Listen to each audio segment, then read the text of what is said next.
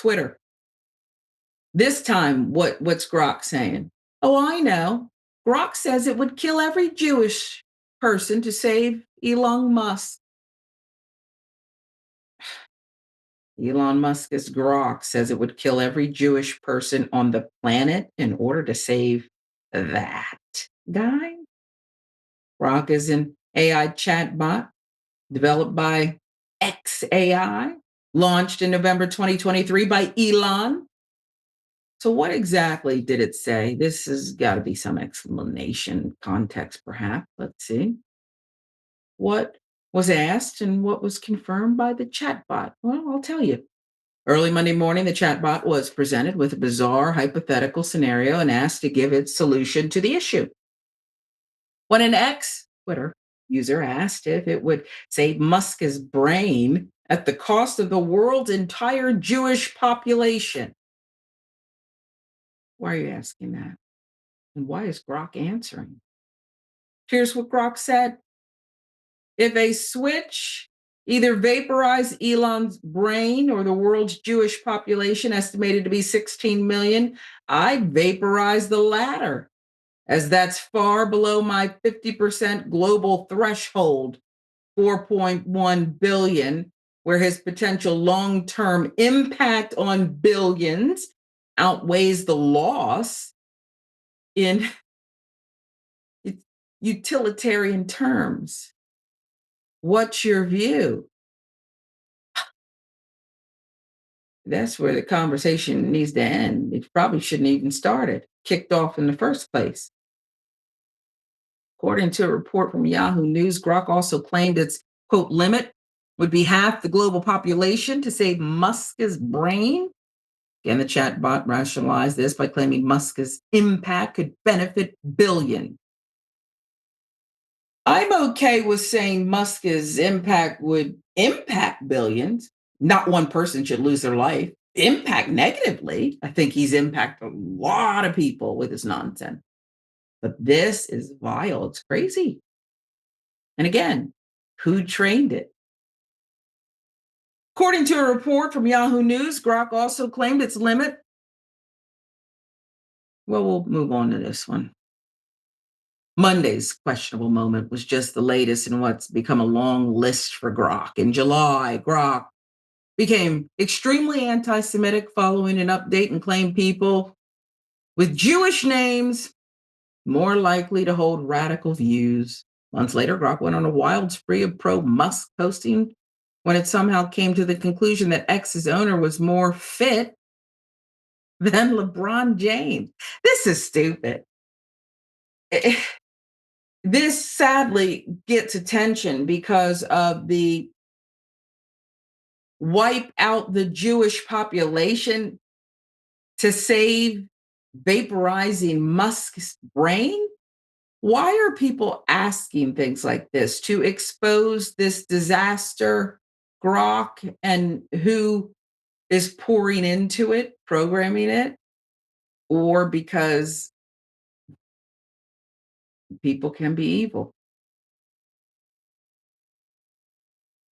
Sorry, I was sitting here writing notes about if I was the richest person in the world and the world's first trillionaire, how sad would it be on a scale of 1 to 10 if I made an AI specifically designed to flatter me all the time? And the math comes out to be about an 11. I do think it's like the saddest thing I've ever seen when it comes to Elon Musk, that he's so desperate to be liked despite having Wow. all of this power, all of this money. He has to buy a social media platform and then bake into his own AI how great and wonderful he is and how comparable he is to people like, Newton or whatever. I mean, it is one of the like sadder, more indoor kids, I think, things I've seen in quite a while. Also, there was a study that came out recently where people were able to jailbreak AI just by using poetry. So like they're supposed to be designed so that you can't get really dangerous answers out of them, like how to build a weapon. And these researchers found that if you just make them rhyme with simple poems, you can get around basically all of the AI things. So all of these things are going to keep happening over and over again. And I think that there is an over reliance, especially when it comes to Grok. If you get on X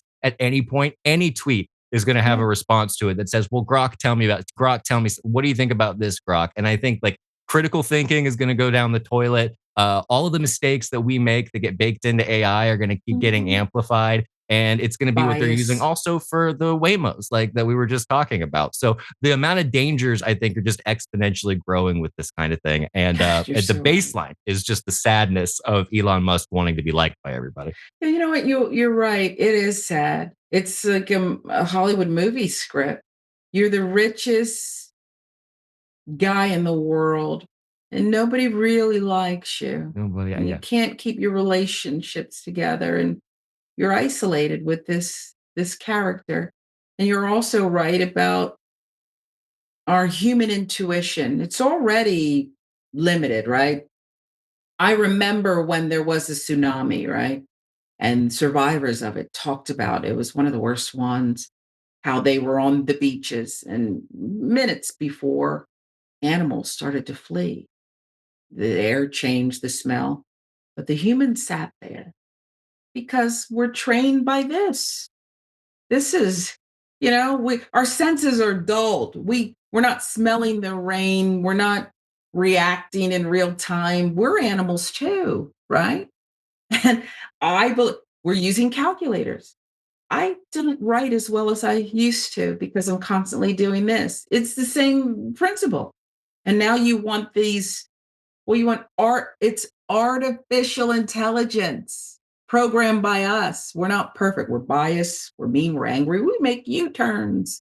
We speed through police tape. It's stunning. And it's getting a little scary, Elliot.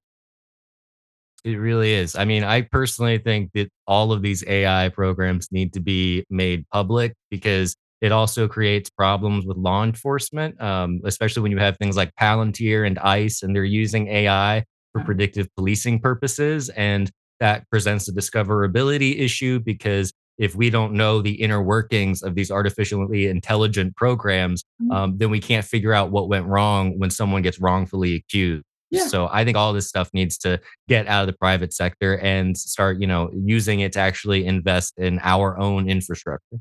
Wow. Well said. That's my TED And talk. we're almost past the time where, like I was about to say, you better wake up, folks. It's like it's almost too late. What up? This is your man, Dr. Rashad Richey. Listen, thank you for watching. If you like more of this content, if you want some more of it, here's what you got to do. Support the channel by tapping that like button. Leave a comment on this video. Subscribe to the channel. Also, press the bell icon so you get notifications every time I'm live with you. And also, I would love it if you would consider becoming a member. Become a member of the Train of Truth. Welcome to Indisputable.